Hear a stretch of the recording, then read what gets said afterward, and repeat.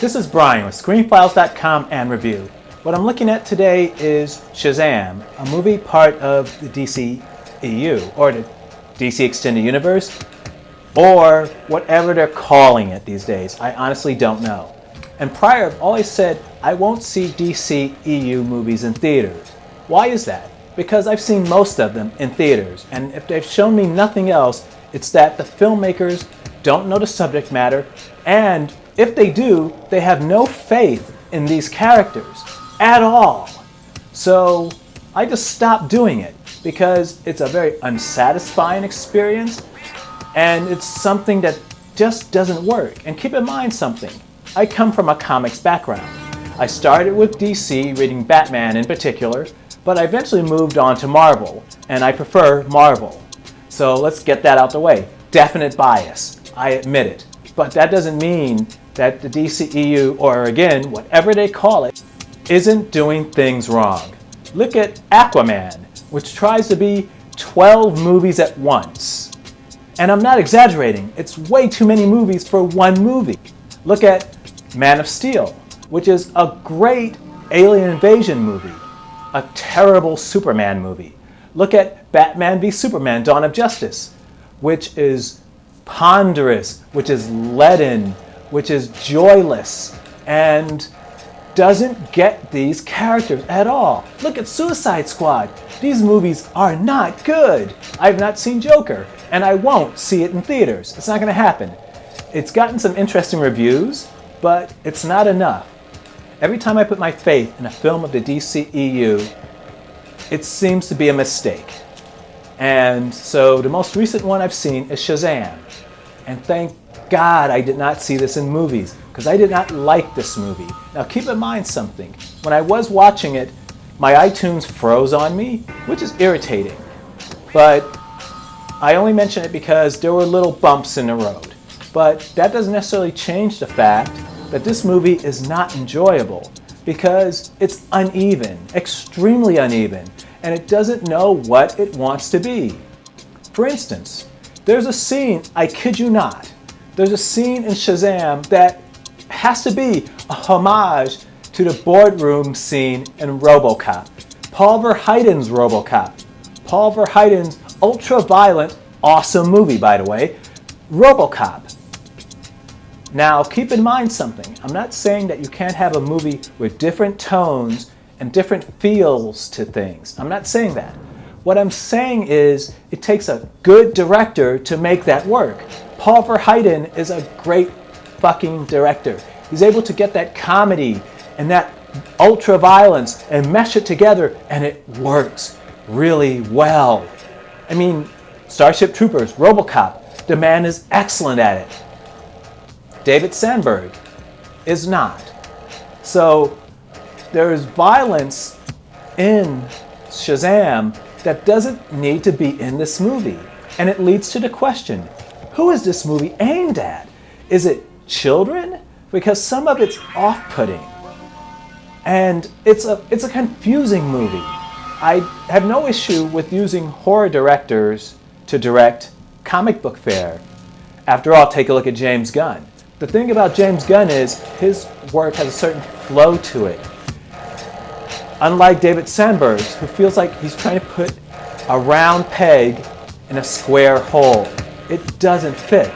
There's another instance where Dr. Savannah and this lady they find the door to Shazam's dimension, and she touches it and just disintegrates. Why? There was no warning that was going to happen. It was just weird. And once again, it goes to my point.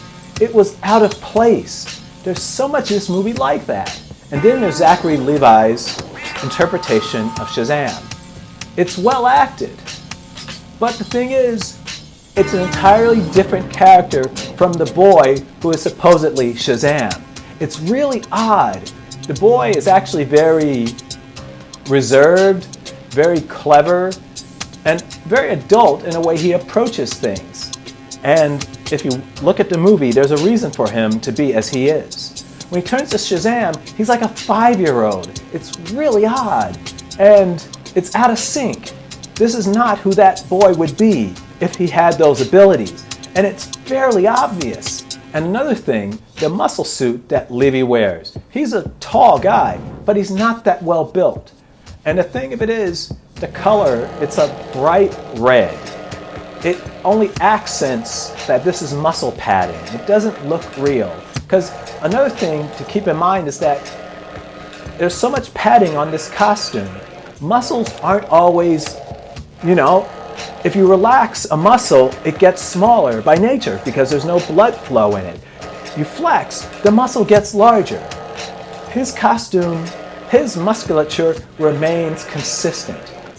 If you recall Tron Legacy, Clue's face didn't quite work because not all the muscles were animated. So his mouth would move and nothing else would move. And again, it's the uncanny valley effect.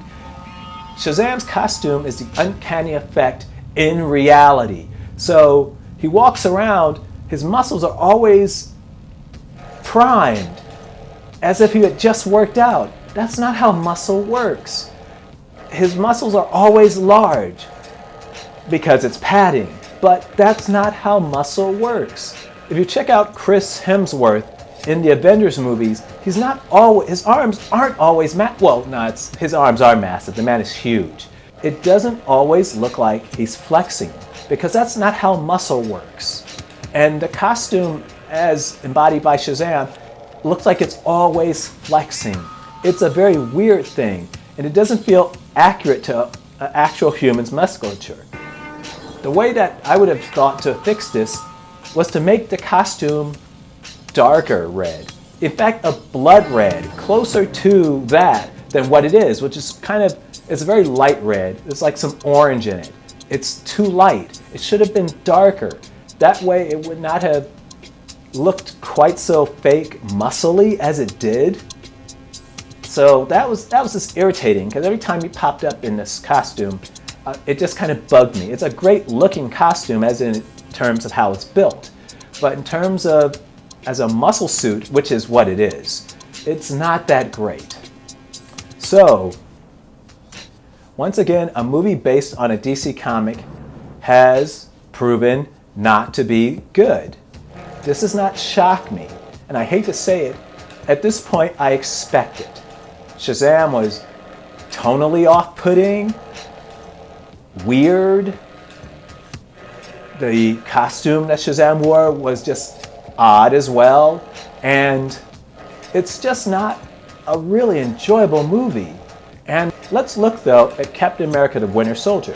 Certainly something not necessarily geared to children, and there's indeed violence in that film. But the thing is, with Captain America the Winter Soldier, it looks like what it is. It's more adult orientated than, let's say, Ant-Man. And that's not a mystery. That's out in the open. Shazam, conversely, it plays like Big, Tom Hanks movie, but at the same time, it just gets gnarly and just really tonally inconsistent. In fact, the closest parallel I can find to this movie is Aquaman. Aquaman is inconsistent in terms of the story it's trying to tell. Too many stories in one movie. Shazam is totally inconsistent in the story it is telling.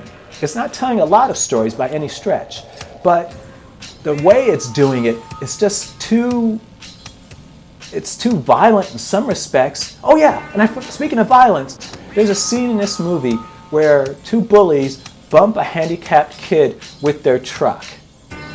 With a truck that drives up and bumps this kid, and no one seems to quite notice this. It's the weirdest thing. It's tonally really off-putting, and this is someone who loves horror movies. The thing is though, typically with a horror movie, they're some of the most uncynical movies. And I know that's hard to believe considering the violence of some of them. But underneath that, they tend not to be cynical. This movie is cynical in various points. I wouldn't say consistently, but it's very cynical at points. And it once again makes me wonder, what is the point of this? This is just weird.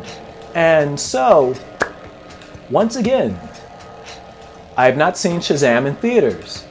And I am so thankful for it, because this movie would have irritated me had I paid $10 or so to see it. This honestly confuses me. As I said before, the movies of DC are very random and not very cohesive. And this is just an example of more of the same. I did not hate Shazam, but I am so glad I didn't pay anything like a theater ticket price to see it. It's just not a very good movie because it's so tonally all over the place. I just don't know what they were trying to do. Will there be a sequel to Shazam? I somehow am on the fence about that, in the sense that it's earned somewhere in the ballpark of $349 million. That sounds awesome to take into account it costs to make $100 million. That's not including production costs. This movie probably barely squeaked by in terms of profitability, or was potentially not profitable. So would I watch, even on video, a sequel to this movie? Probably, if David Sandberg doesn't direct it, because he clearly doesn't get tone, then maybe. But at this point, as I said earlier, I don't see movies based on DC Comics in theaters. And every time I watch one, I'm vindicated. If you like this content, please consider liking this video. Peace.